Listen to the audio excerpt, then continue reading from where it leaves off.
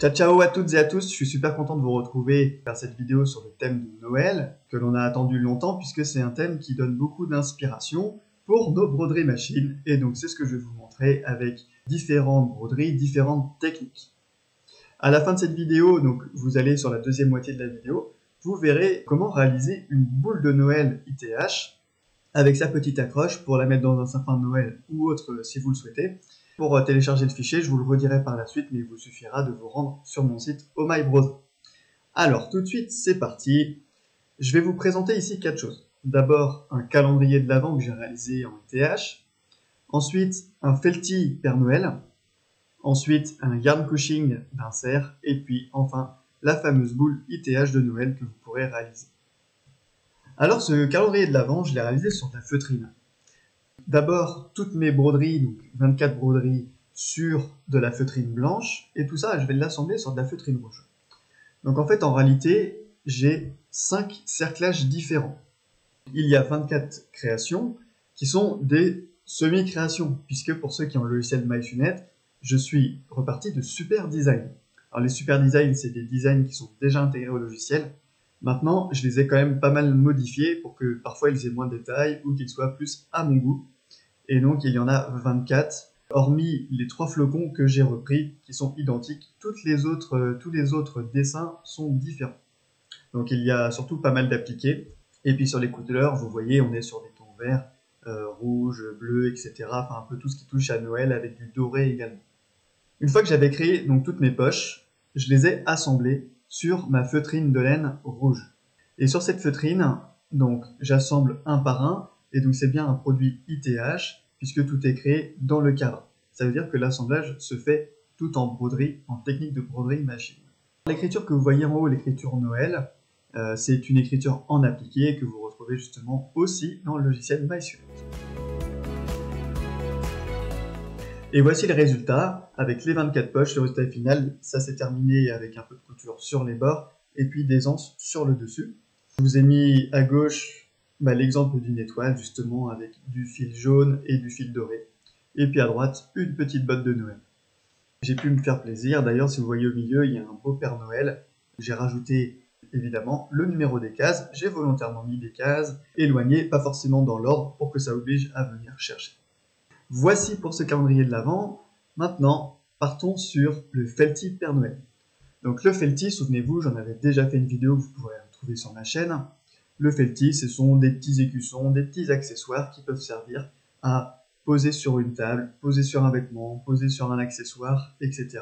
Ça sert de déco. Souvent, c'est des petites broderies toutes simples comme un Père Noël. J'avais fait une tête d'ourson, un dinosaure, ça peut être une étoile, un petit nuage. Tout ce qui vient égayer vêtements, accessoires et la décoration. Donc encore une fois, je suis sur de la feutrine blanche. J'ai créé ça sur le logiciel MySunet dans la partie création, donc digitizing. Vous pourrez faire exactement la même chose sur le premier plus 2, dans la partie création. Et je suis parti d'une image que j'avais trouvée sur le site Pixabay, que je vous avais présenté en exclusivité dans les premières vidéos de ma chaîne. Donc ce felty sur feutrine, c'est tout simple, il faut à minima un point de contour pour donner la forme. Ensuite, on fait du remplissage à l'intérieur. On vient découper le contour et puis on le réalise sur du stabilisateur déchirable pour qu'il ait un minimum de tenue. Maintenant, le yarn couching, qui est une technique que j'adore. Yarn couching pour laine couchée. Une image en gros plan ici avec le pied, puisqu'il faut un pied spécifique pour faire le yarn couching. Un pied, vous voyez, dans lequel la laine va rentrer et ressortir. Donc on utilise ce pied. On utilise de la laine. Et d'ailleurs, selon le diamètre, on va utiliser un pied avec un plus gros diamètre ou non.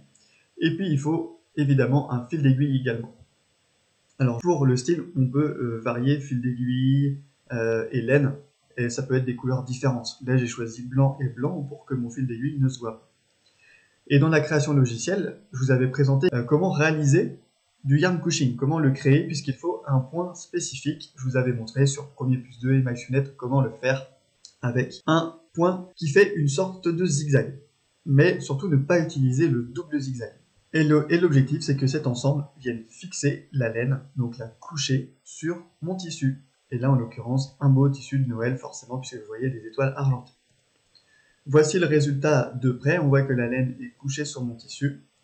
Et de haut, voici mon cerf. Donc évidemment les cornes et les yeux, je les ai réalisés, ce sont des petites colonnes satin.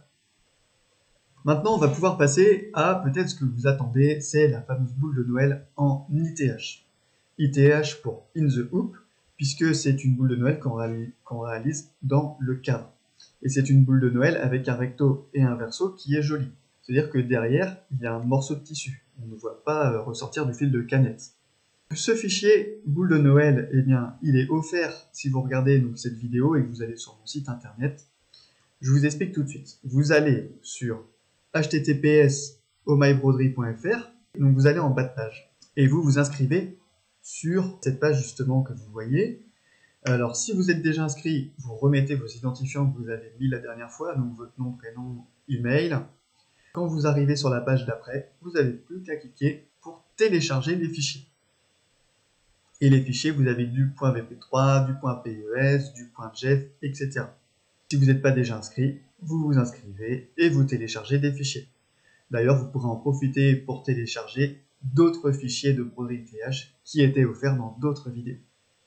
Une fois que vous avez téléchargé votre fichier, vous l'envoyez vers votre machine, que ce soit par clé USB, par le cloud si vous l'avez votre machine, et puis vous suivez les instructions de la vidéo qui suit. Pour cette boule de Noël, vous allez avoir besoin de votre cadre de broderie, un cadre de broderie à minima, je dirais 120 par 120. Du stabilisateur déchirable, parce qu'il faut qu'on donne de la tenue à la boule de Noël. On va utiliser un fil de canette, un fil d'aiguille, enfin, et même 2 fils d'aiguille d'ailleurs. J'ai choisi du fil d'aiguille doré et du fil d'aiguille blanc.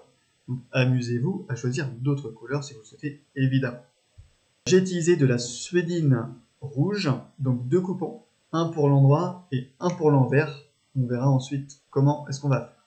Et puis bien sûr, vous avez une petite accroche pour le haut, c'est un lien marron brillant que j'ai.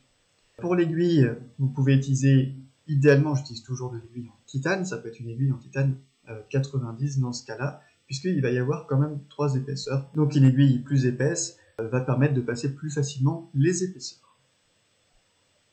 Alors c'est parti pour la réalisation. Vous avez installé votre cadre de broderie avec votre stabilisateur, vous avez passé votre fil d'aiguille, et vous réalisez le premier rond qui est le point de placement. Ça vous montre où placer votre matière. Là, je l'ai volontairement mis avec du fil noir, c'est juste pour que vous voyez mieux à l'écran. Par-dessus ce rond, il y a une commande stop. Là, vous allez utiliser un petit bout de scotch et vous allez placer en haut votre accroche. Maintenant, vous placez votre suédine rouge par-dessus l'ensemble et puis vous brodez le point de maintien, donc le point qui va fixer l'ensemble de la matière. Je décale ma tête pour que vous voyez mieux ce qui est écrit en bas. Donc vous brodez le point de maintien et ensuite la machine va vous proposer de changer de couleur pour réaliser la ligne de motif étoile qui fait le contour. Et c'est là justement que j'ai utilisé le fameux fil métallique doré de chez Madeira. Maintenant vous brodez l'étoile principale, là encore vous avez possibilité de changer de couleur. J'ai pris du blanc tout simple, mais vous pouvez vous faire plaisir avec toute autre chose. Ça peut même être du fil dégradé par exemple. Maintenant, donc il y a une commande stop, et la machine vous dit stop, vous allez pouvoir retirer votre cadre, votre cercle de broderie, puisque sur l'envers, vous allez scotcher votre deuxième coupon. Donc vous le scotchez, là vous voyez bien que l'endroit du coupon est face à vous. Vous le scotchez pour que ça tienne bien, vous replacez votre cercle de broderie sur la machine, et puis vous relancez la brodeuse pour qu'elle fasse le point de maintien. C'est-à-dire que ce point va permettre de fixer l'ensemble de la broderie. Une fois que ça c'est fait, vous allez pouvoir décercler à nouveau pour découper le contour extérieur du rond, que ce soit derrière, donc sur l'envers du cercle, comme sur l'endroit. L'idée c'est de découper le contour au plus proche, puisque par la suite nous allons faire notre bourdon, notre ligne satin autour, qui va venir finaliser notre boule de Noël justement. Et voici le bourdon extérieur réalisé, il ne vous reste plus qu'à désolidariser, déchirer votre stabilisateur.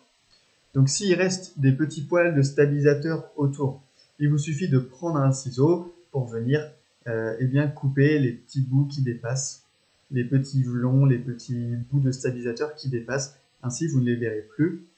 Et voici le résultat que vous obtiendrez. C'est ce que vous voyez sur la photo à gauche, vous voyez bien que c'est net, on ne voit pas de stabilisateur.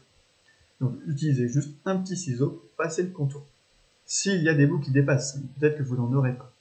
Vous n'avez plus maintenant qu'à décorer votre sapin de Noël grâce au fichier qui est offert, que vous n'avez plus qu'à retrouver sur ohmybroderie.fr.